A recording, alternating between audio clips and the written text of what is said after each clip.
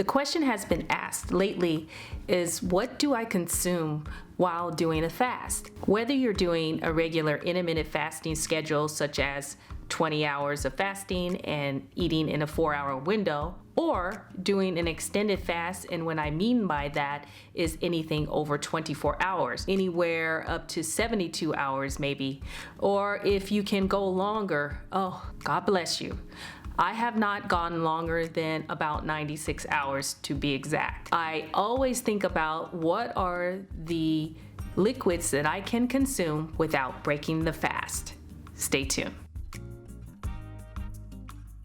I guess you may be wondering, hey, Reggie, I just do a water fast, so there's nothing else more that I can drink, right? No, not necessarily true. Now, if you're trying to do a pure, clean fast, then of course, that's all you're doing is drinking water.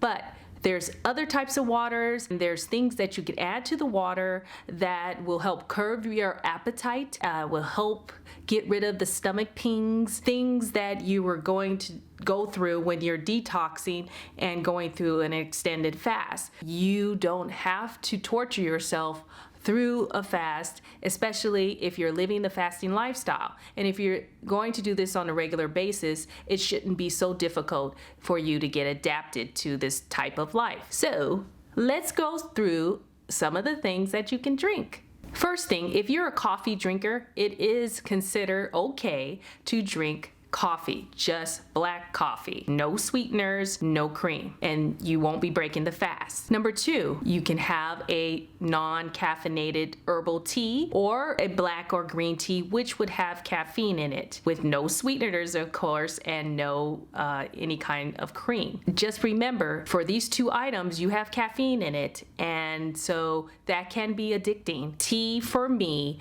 does help with not feeling hungry, and so I do that first thing in the morning, and maybe I'll do that in the evening before I go to bed. Number 3 is water, of course.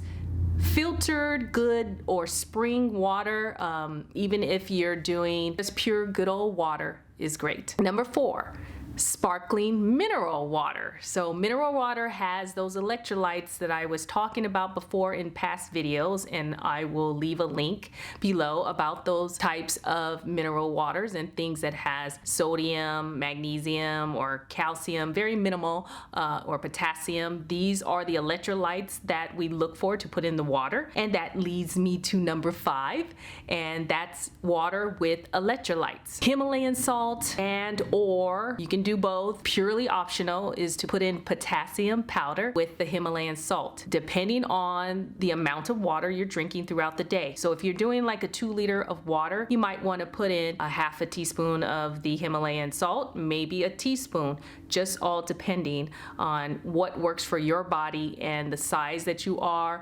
It's different for everyone, so you just kind of have to start somewhere, and what I do is start with a half a teaspoon Himalayan salt. I might put in a half a teaspoon of the potassium powder. These are things that are so good for you and that you need, that you are probably depleting when you're only having a pure water fast. Optional as well is squeeze lemon juice or lime juice, and I do that myself personally. I'll put in a half a teaspoon with about 12 ounces of water, 10 to 12 ounces, give or take.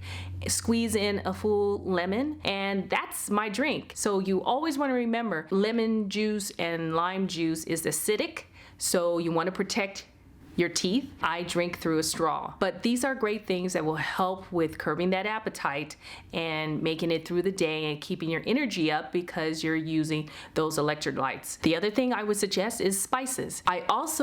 This is additional. So spices, I put in cayenne pepper in my electrolytes water, which also I would do that when I'm making my apple cider vinegar cocktail, which is also, yes, you have some calories there, but very minimal, and you can utilize that. So that's still on the okay list of what you can consume without breaking the fast and, pushing your insulin up. If you have more questions about it, I have other videos that will show you the recipes, and I'll link that up here, or I will link that in the description as well. Okay, you know what I'm going to talk about are the things that you cannot drink, or you will end up breaking your fast. Please be mindful that these things are something that you probably should be eliminating out of the fasting lifestyle. If you're going to live it, you must commit, right?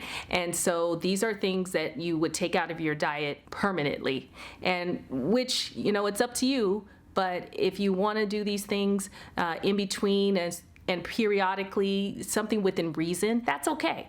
But these are the lists that I say no go.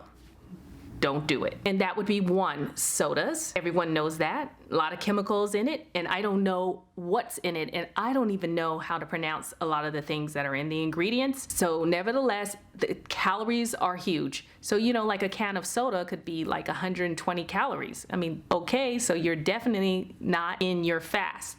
So this is for people that want to do a pure fast. So no sodas, no diet sodas. Just because it says diet, it's probably worse because it has that fructose syrup, that horrible sugars in it. Any type of sugar that you would add into any kind of drink is a no-go. People are doing what they call the bulletproof coffee, which that is adding in butter and maybe like what they say BCAA, these are MCT oils, things like that you're adding into your coffee.